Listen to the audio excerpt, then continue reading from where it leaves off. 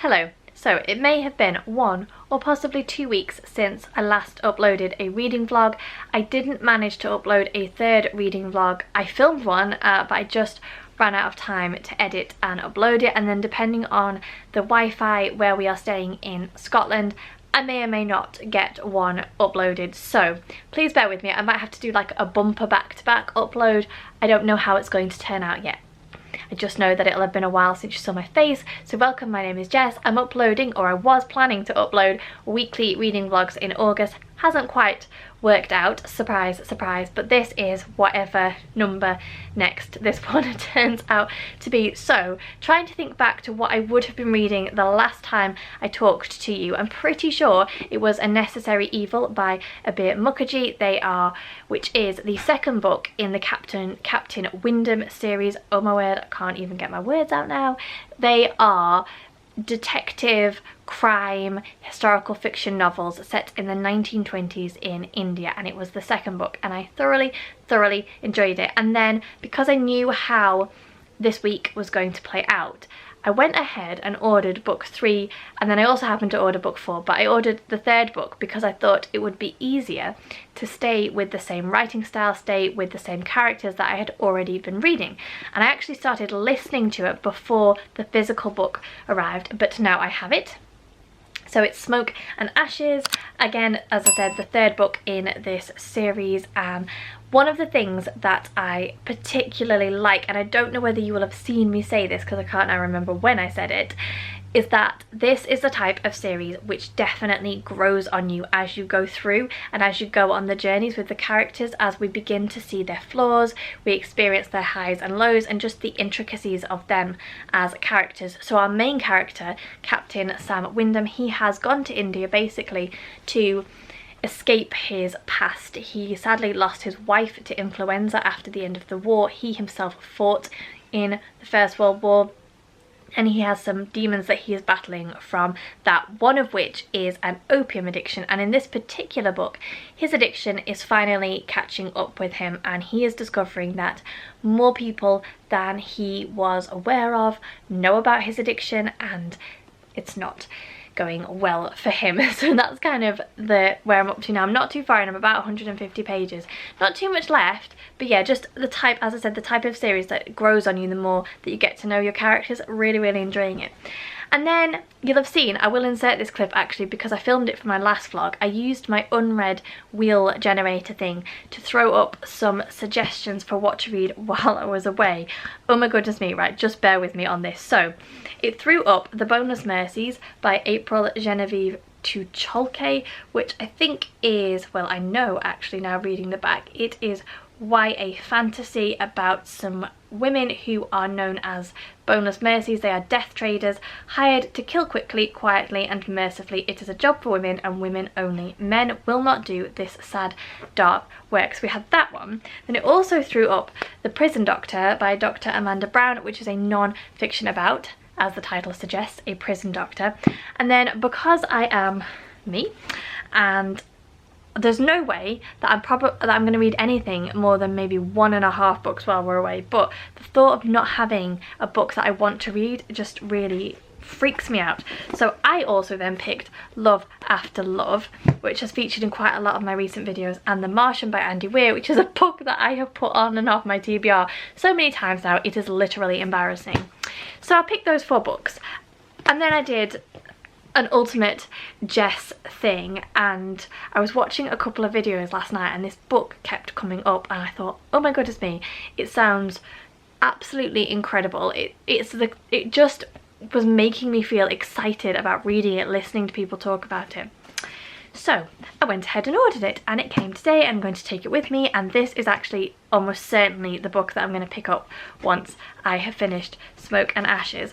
And it is She Who Became the Sun by Shelley Parker Chan. I actually was so excited about reading it that I ordered the hardback, which I almost never do. So it's set in the 1300s in, I think it's in China, China lies under harsh Mongol rule, and it's about a brother and a sister, and basically they go to see a seer or a fortune teller or something like that, and for the brother, he has predicted this incredible fantastic future, and the sister is basically predicted nothing, and then the brother dies and the sister decides to take his future for herself. So as it says on the front, rebel, warrior, hero. Just something. There have been many books that I have picked up recently that I have expected to enjoy. Law by Alexandra Bracken being one of them. I expected to enjoy it and I did. There have not been books that I have been really excited in the pit of my stomach about reading, and this is one of them. I'm so looking forward to picking it up, and I really hope that it meets with my expectations. So yeah, as well as the books I'm currently reading, I'm then also bringing 5 for a 10-day holiday.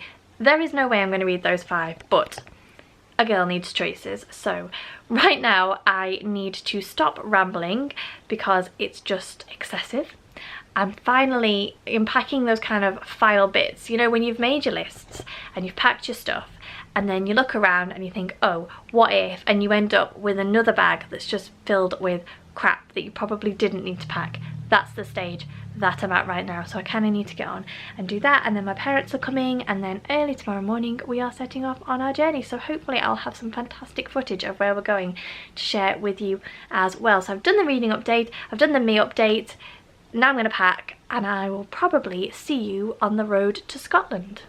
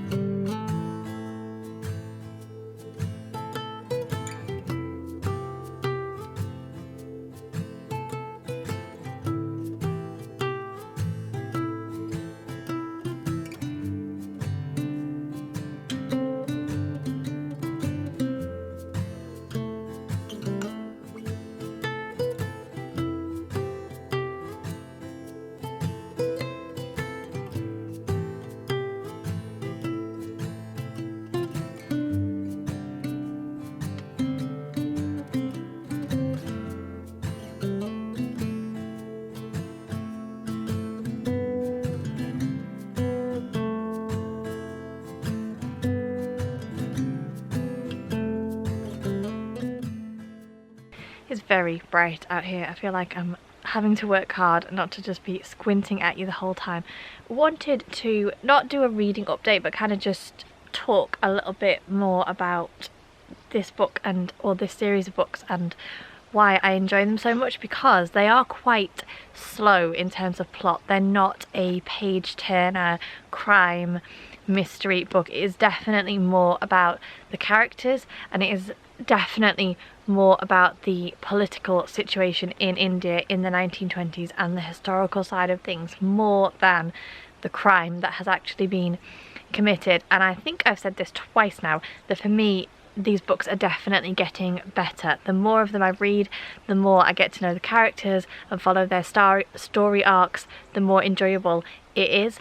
And that's definitely the case. These are not your typical crime thriller books, although there is an element of that. There is not a lot of foreshadowing for what the outcome will be that you often see is quite typical in your thriller, psychological thriller type books. These are not those, but they are very enjoyable, and I don't feel like I really communicated that properly the last time that I did an update. So yeah, I just thought I'd come on and sing their praises a little bit more. I have about 100 pages left.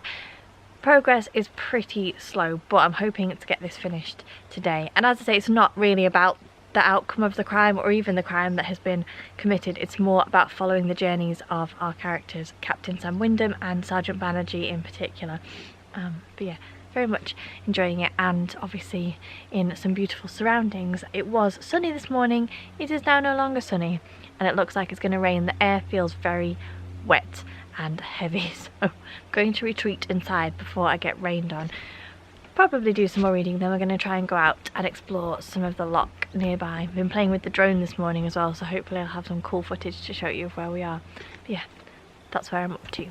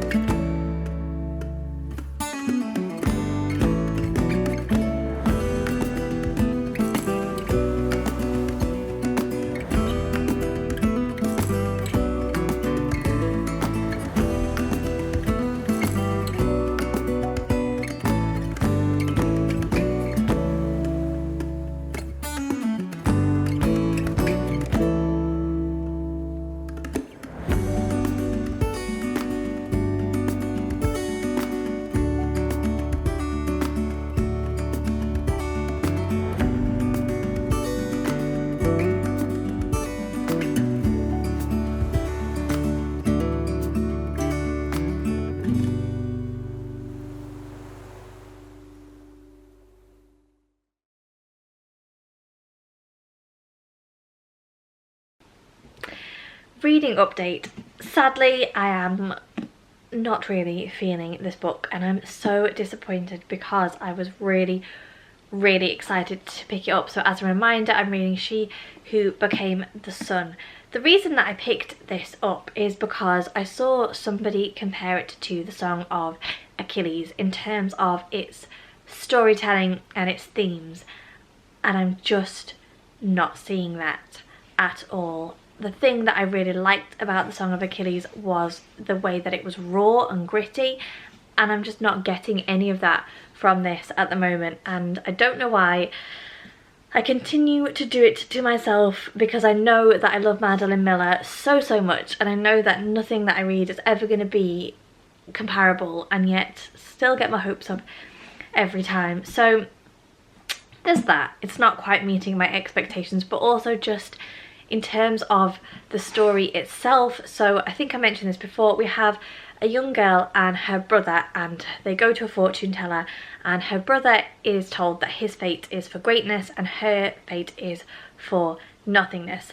And then her brother dies and she decides to assume his identity and basically take his fate for herself. And that all sounds really, really great. It's historical fiction. It's set at the time of the Mongols in China, the Mongol rule in China, and it just, you know, on paper it sounds really, really good. I've read over 100 pages and just nothing has really happened, and we're jumping through time quite rapidly and various different things are happening to our main character, but we don't really get to spend much time discovering what they are, and there are certain assumptions that are being made. So for example, after her father and her brother died, she assumes her brother's identity. She goes to a monastery and she spends time training to become a monk, and that's a really small snapshot of time, and we don't really get to discover much about what she learns.